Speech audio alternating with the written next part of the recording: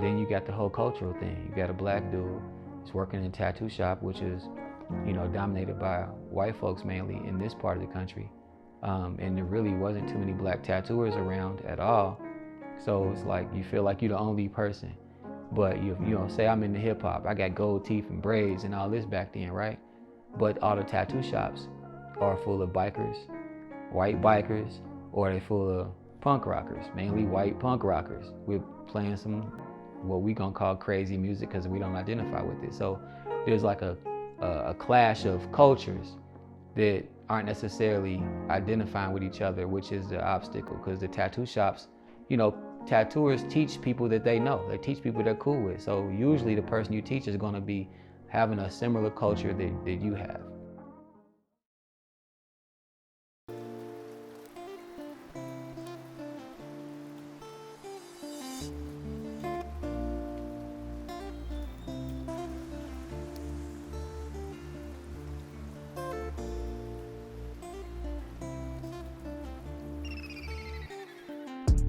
Seven, what's good? What's going on? Hey man, how you feeling? I'm all right. So let the people know who you are, where you from, and what you do. Seven, tattoo artist here in Cincinnati, Ohio. I spend a lot of time tattooing out in Los Angeles as well.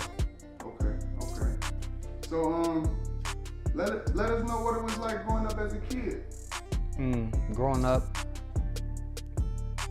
it was me and my sister. We had both of our parents for a while, and then parents broke up when I was about 6, 7 years old. During that time, I played baseball every summer. I was always drawing, always making something, always messing with a bike or something like that.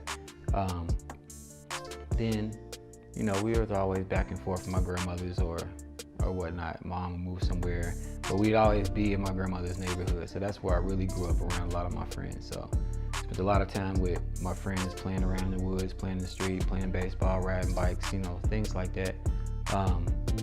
Then get older, start working and doing that type of stuff, have little fights with other neighborhoods, stuff like that, the usual. But throughout school and high school, I was pretty much a good student. I always stayed on honor roll, kept playing baseball all the way up into the first year of college or whatnot. But I was always involved in being a creative person with artwork and stuff like that. So.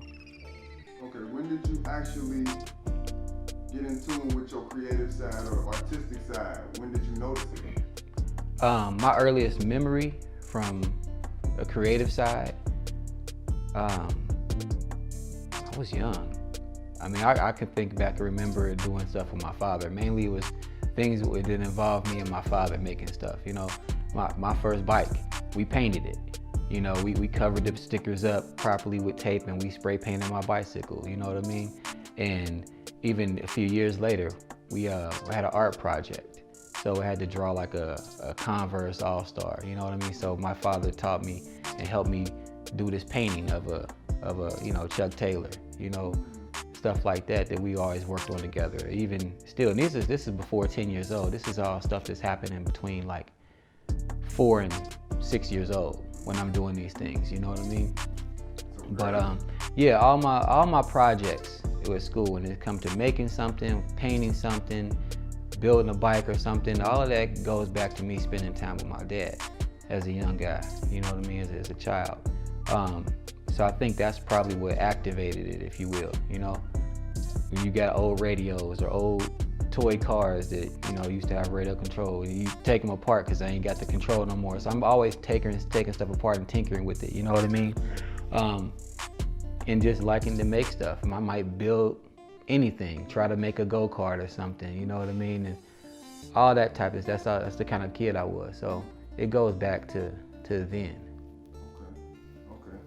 So what actually led you into tattooing?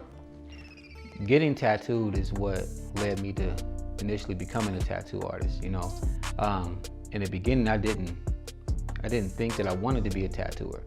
I was fine with painting and drawing it, but also we never associated artwork with the tattoos we were getting. I can always draw, I can always paint and stuff, but when you went and got tattooed, then you just picking a picture off of a book or off a wall. I never was groomed in tattooing that early, you know. I didn't think that, hey, to ask for him to draw something for me. I was like, let's just pick out of this book. And back then everybody was getting roses, or they were getting a pit bull, or getting like some spade or some playing cards, you know, just typical basic things is what was happening then. This was in the late 90s when I started getting tattooed. I was like, what, 17? And even before that, 15, 16, my friends was getting tattooed by other people, and they was, you know, get the India ink and needle and thread stuff, or somebody might have been to jail or something and made a homemade tattoo machine, and we would, you know, always be around stuff like that. And it was always interesting that people was making stuff like that or using it.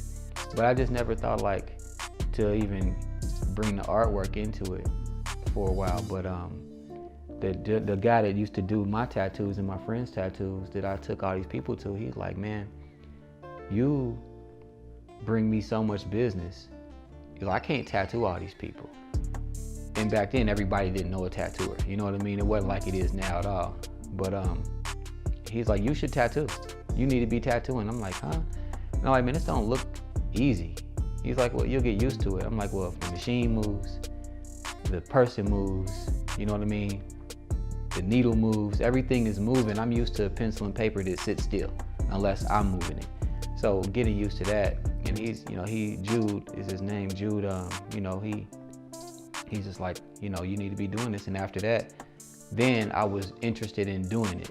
Before I was just intrigued by it. So that's what got me started. Okay.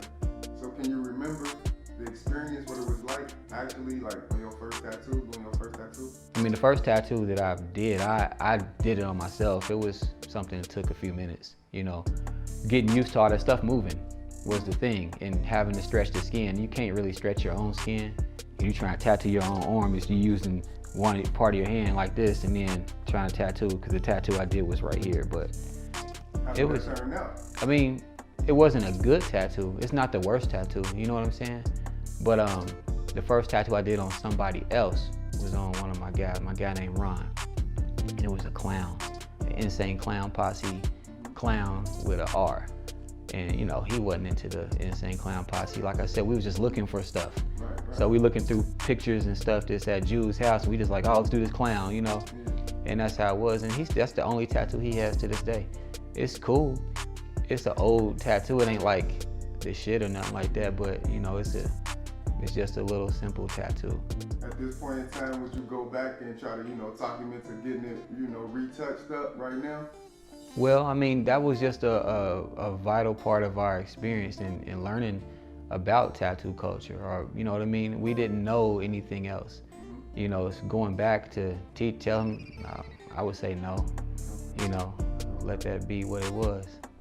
I wouldn't have been able to do nothing extremely advanced anyway. That's the level I was at, you know what I mean? Right. So it's good to see work like that to know where you came from. Right, and it was straightforward. There's a lot of straightforward tattooing done back then. All this special effects and white highlights and all this extra stuff that you see now, we didn't really see a lot of that back then. You know what I mean? We saw real bold lines, straight up color, and, you know, in and out the door type of tattoos.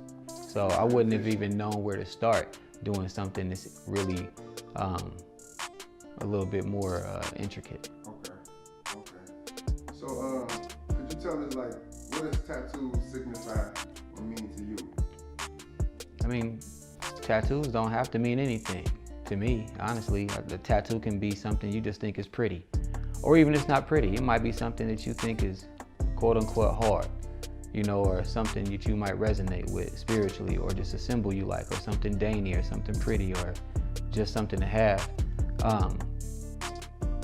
I don't think tattoos have to have meaning in that way. As far as myself, my own personal relationship with tattooing, I would say there's meaning there, you know what I mean? Because that's what has afforded me my livelihood for almost 20 years, you know what I mean? This is something I've learned how to take care of myself and my family, you know what I mean? And be able to make a living anywhere in the world, honestly. I can do this anywhere, and I don't need to clock in nowhere, you know? So, making your own boss. Right. You know, and then tattooing was not something that was legal or illegal back when the early people here in the Western world were doing it. It was just something that we did, and then certain places outlawed it. you know, but there still was going on. So there's like a whole outlaw mentality associated with tattooing also that I identify with,